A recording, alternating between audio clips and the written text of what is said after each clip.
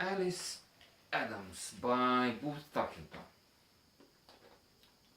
Fabulous, marvelous, resplendent work. Winner of the Pulitzer Prize.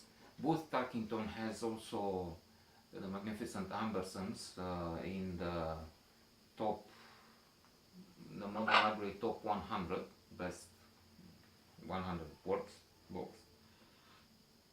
And he is an excellent writer. I think I've determined that he has some other works that I can and I will try and read. Alice Adams is a splendid girl. I like her so much. Alas, she has the wrong attitude.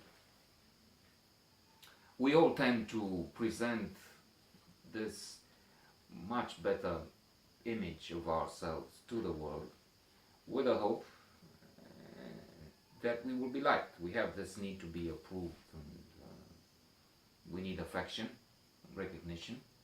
So it makes sense. Unfortunately, as Tal Ban-Shahar says in one of his lectures on positive psychology at Harvard,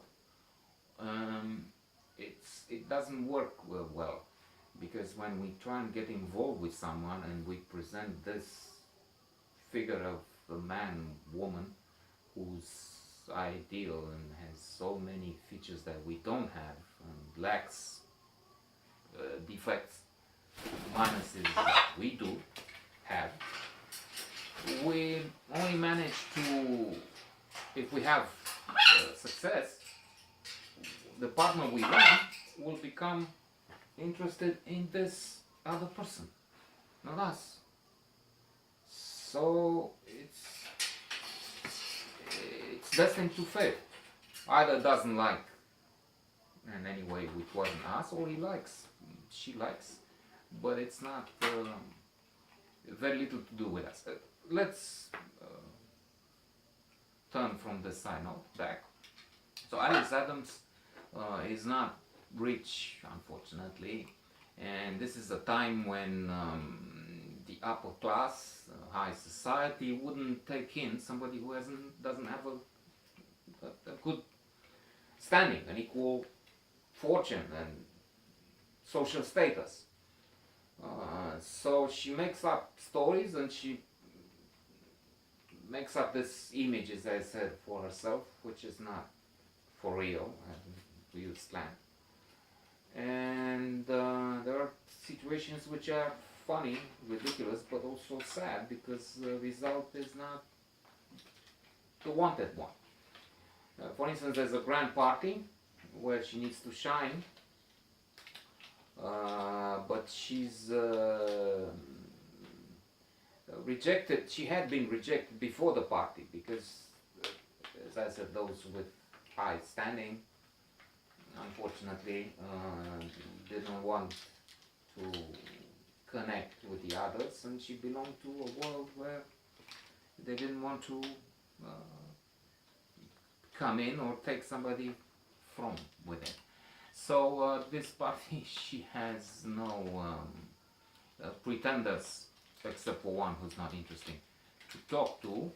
So she makes up this situation where she talks to an older woman, playing the very interested interlocutor. So anybody who would pass by would say that it's not that she's she's on her own and she has no male youth to talk to and entertain with. No, she's just interested in this wonderful conversation. The woman at the end is not. At first, she's a bit puzzled by this young woman who's talking to her in this strange manner, but then she's getting worried to some certain extent, and the situation becomes untenable, and then, as I said, somewhat ridiculous. However, there is a young man, well-positioned, who becomes interested in her. heroine or damsel in distress. But this falsehood, this web of lies is not working well. And I will give you another instance when I laughed.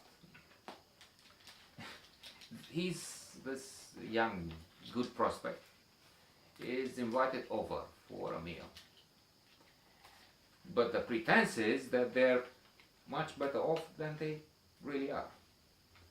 So they have to act the part and raise the stakes. So what they do, apart from a very well cared for environment and dress and what else, food, special food which they wouldn't have, they hire for this meal a black woman who they pretend is working there all the time, but she's not. This woman who is apparently without a regular job because she's a bit special, let's call it that. Doesn't have the patience, perhaps the manners, the skills required for help, as they call it. So she's somewhat fussy, if I remember well, and it's been a year since I finished this wonderful book, but now I'm just making the notes of whatever happened over the recent and then more distant past. So she stumbles upon a bucket and then she's upset, where did they have this bucket there? And she's grumbling, grumpy all the time. When the young man is at the door, you don't expect me to do this too. I mean, I'm here to help with the dishes and not attend to the door. So she does that, but it's it's already, I'm laughing because I know what's going on. I'm not sure if you feel the same, but for me it was, I need to read this again. It was marvelous. So it does the meal. She's not acting well, this woman, for the day. And then she is mistreating the head of the family, father, who has not been involved in the details of the hiring. So she's leaving all the plates with him, something of the sort, and he's more and more annoyed. And unfortunately gives the joke in, or the situation in. How? Because he's upset and angry from one moment. He says, "Oh, what's wrong with her? What's her name, by the way?" And with that, alas, he's destroying the pretext. Because how can it be that you have somebody who's permanently employed, hired, and then you don't know their name? I will not say what happens, that's the idea, the convention, but I'm saying you need to read this because it's wonderful.